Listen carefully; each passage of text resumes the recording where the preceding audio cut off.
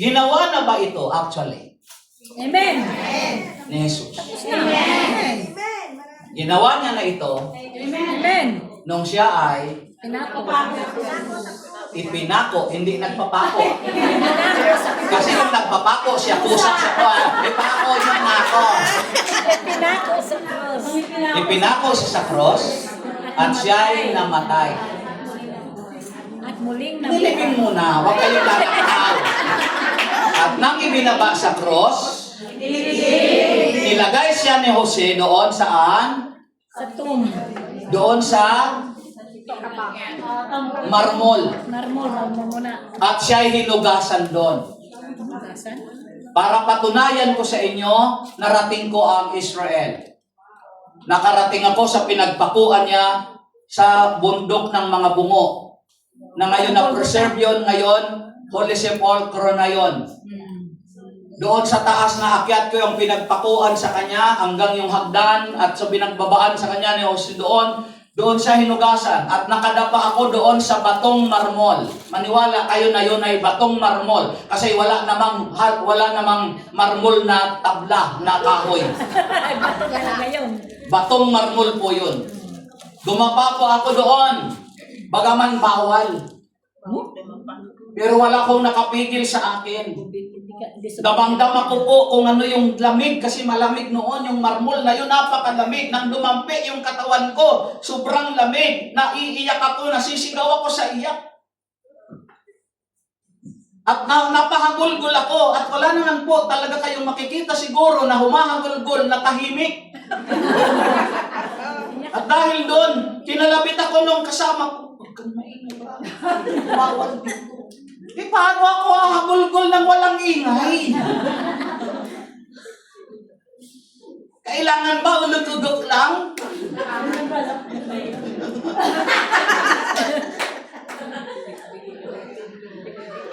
At napasok ko banda rito, nandun yung pinto, ganyan dito, banda rito.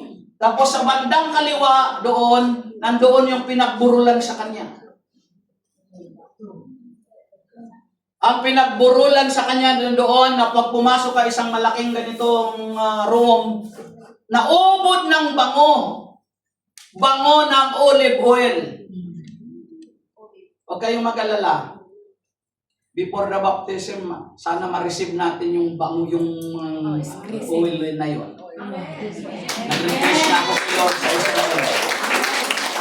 Na pag pumasok ka doon, lahat ng dala-dala mo sa buhay mo, Tanggal. hindi yung mga personal na dala-dala mo. yung mga abak-abak mo sa kalooban mo, galit, nanakit, sakit, karamdaman, all the problems, iniquities in your life. Pag pumasok ka doon, para kang mabulutan ng lahat ng yun sa grabing halimuya na mararamdaman mo. Therapeutic fragrance, mga kapatid. Yun yung Amen po. yung binuhos. Yun ang patunay na ginampanan na ni Lord ang kaligtasang ito na pinag-aaralan natin. Amen. Kaya lang yung step by step, nire-renew natin. Amen. Dahil nagkakasala, patuloy na nagkakasala. The big question now, ligtas na ba kayo? Amen. Taas kamay ngayon ang ligtas na. Baba, uulitin ko ang tanong, pwede pa po kayong magdesisyon. Taas kamay ang nakatitiyak ng kanyang kaligtasan. Huwag ibababa. Nag-check lang ako. Dahil sa hindi nagtaas, Hindi ligtas. mamaya pagkatapos mag-usap tayo. Uumpisahan ko ulit ang kaligtasan na topic sa iyo. Personal. Sigurado kayo? Amen. Baba. Mamaya, tapos tayo, bukas, next day. Pag may nakasalubong kayo nagtanong sa inyo, ligtas ka na ba? Amen. Mapangahawakan nyo ba yan? Amen. Starting today, Amen.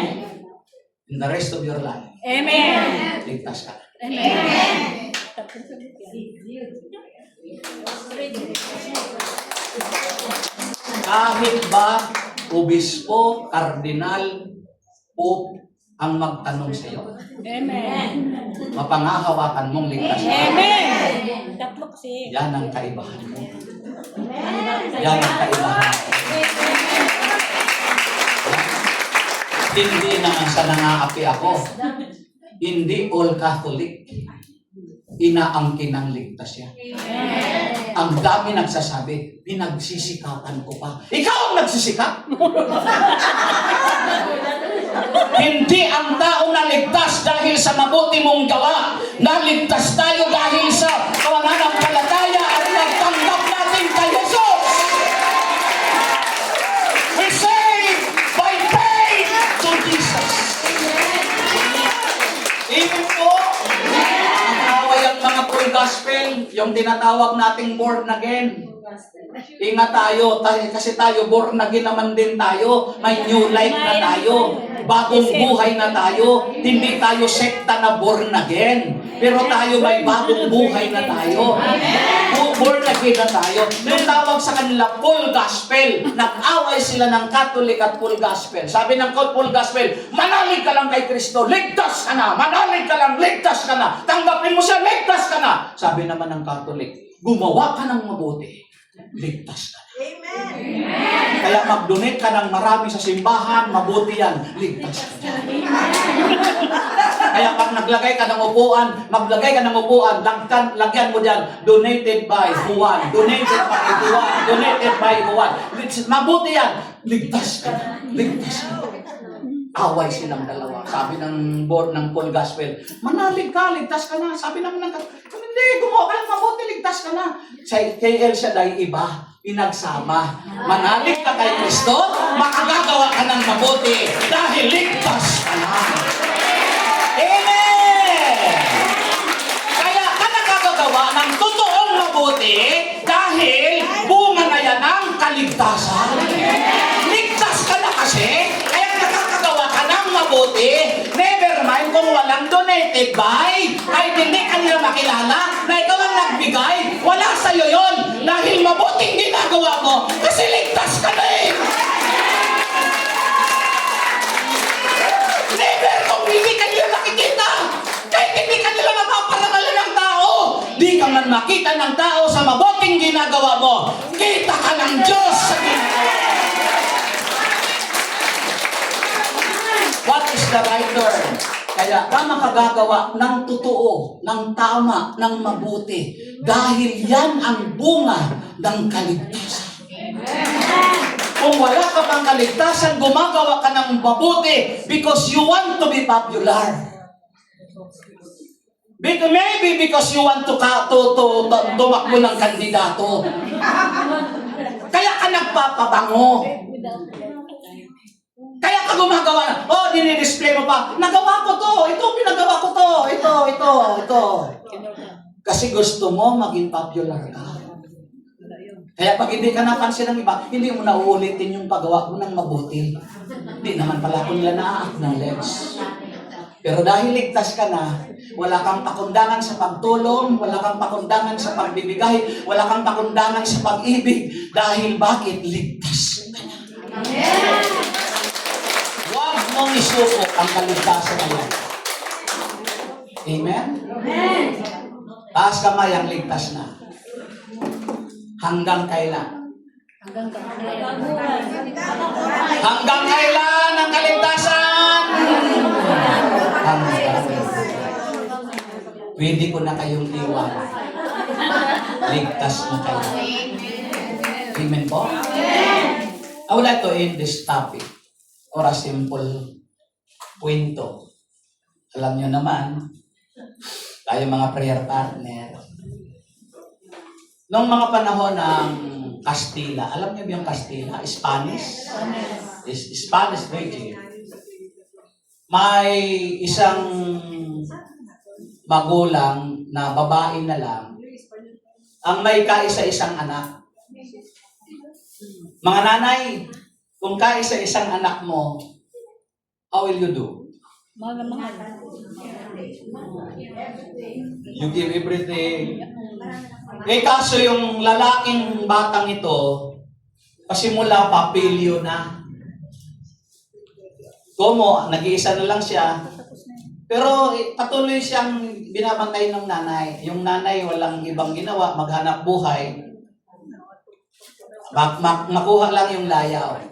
Nung lumalaki na siya, nagkabinatilyo na, naging basagulero, napapaaway. Tapos nung napaaway siya, panahon yun ng Spanish, napaaway.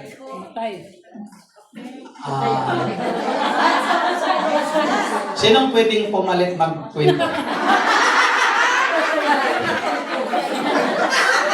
Para makapahinga naman ako. Mahirap kaya mag-isip ng mga kwento na yung tagal-tagal na yun. Napaaway, tapos na babarangay, na munisipyo, yung nanay gumagawa lagi ng paraan. Na sugal, nalagmak sa tigmak sa sugal, na pabisyo, sa araw na kulong. Gumawa pa rin ang pobreng nanay ng paraan para piyansahan, kalaya. Pinangaralan ng bata, anak, nag-iisa na lang naman tayo na lang eh. Hirap naman din ako. Bait-bait ka na. Pag tinubos, mabait. After a days, after a week, balik sa dati.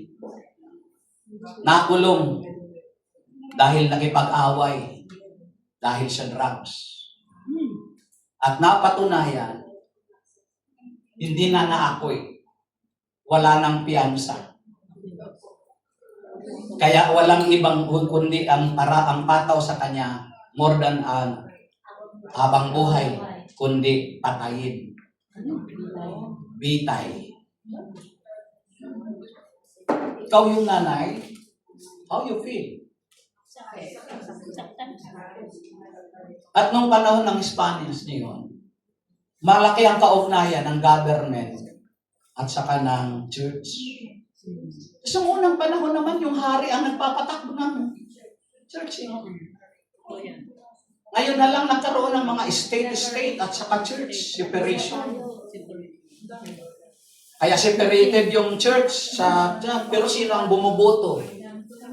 Yung mga church. Yung tao sa church. Amen ba? Amen. Tapos pagdating sa separated lang. What a matter.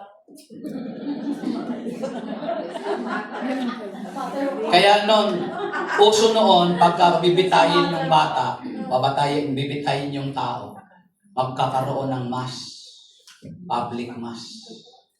I-dedicate doon sa papatayin. Kaya nagbigay ng time ng kanyang pagkamatay, 12:00 ng tanghali. Kaya may mass siyang 11 o'clock. Kasama, of course, yung nanay na wala nang magagawa. Kundi ang laging sasabihin ng nanay, pag wala na siyang magagawa, bahala na ang Diyos.